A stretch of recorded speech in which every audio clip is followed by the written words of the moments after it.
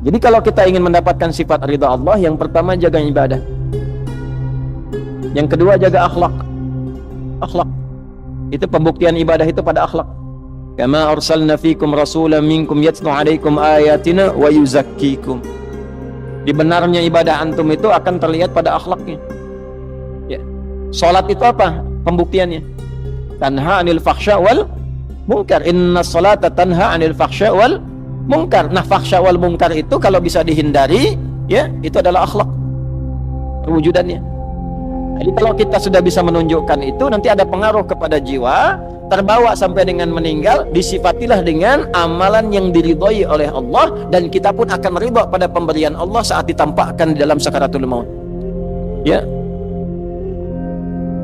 Ya ayyatuhan nafsul mutmainnah, irji'i ila rabbika radiyatan mardiyah, fadkhuli fi ibadi. Dengan sifat ibadahnya disebut ibad. Wadkhuli ditampakkan surganya, maka meninggal dalam keadaan senyum karena melihat surga yang ditampakkan. Sahabat sebelum meninggal sudah disifati radhiyallahu anhum wa radu an, lebih tinggi nilainya dengan radiyatan mardiyah. Nah, makanya kalau lebih tinggi di atas kita, maka sifat kita itu meneladani, doanya mengantarkan rahmat. Itu bagian pertama radhiyallahu, ya. Jadi kalau ada yang laki-laki anhu, kalau perempuan anha, kalau banyak anhum. Ya. Kalau bapak anak itu anhuma. Biasanya depannya kuncinya ibnu. Ya, an ibni Abbas, an ibni Umar radhiyallahu taala anhuma. Kalau huma bonusnya satu lagi. Mengalir pahala lagi untuk ayahnya dan ibunya, orang tuanya. Misal Ibnu Abbas itu kan dididik oleh ayahnya pedagang, sibuknya luar biasa, tapi dia pengen satu dari keluarganya jadi ahli ilmu yang mewarisi ilmunya Nabi SAW. Maka dari kecil disimpan di majlisnya Nabi, titipin sama ibunya Ummu Fudail.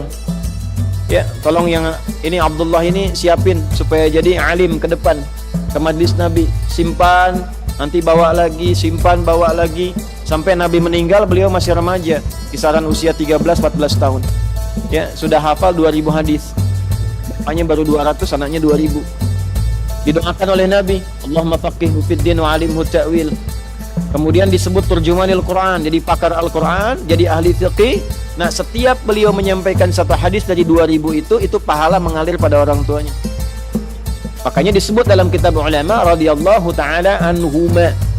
Sebagai tanda Abdullahnya dibuang, Abbasnya dimunculkan, karena inisiatif mendidik anak itu datang dari orang tuanya. An ibni Abbasin. Ya.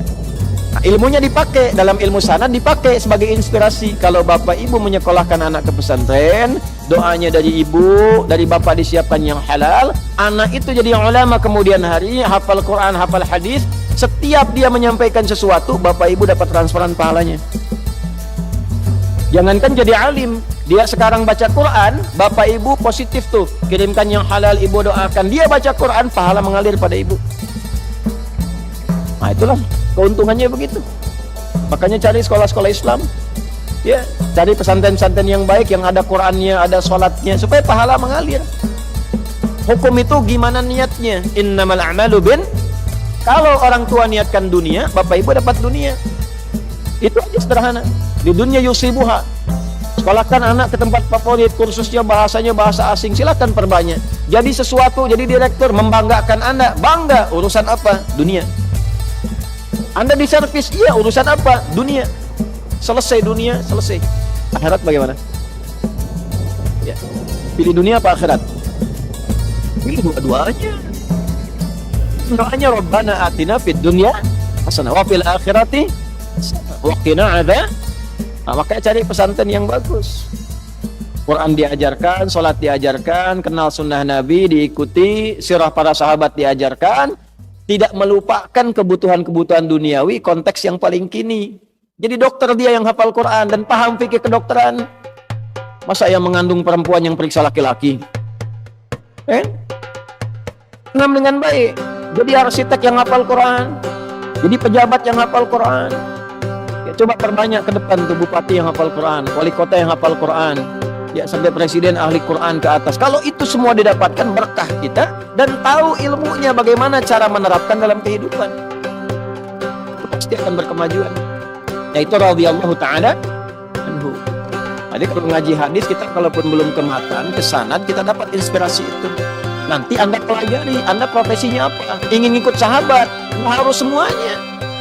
Antum pedagang, mau dapat radhiyallahu taala anhu dalam dagangan, keluarkan. Utsman gimana dagangnya?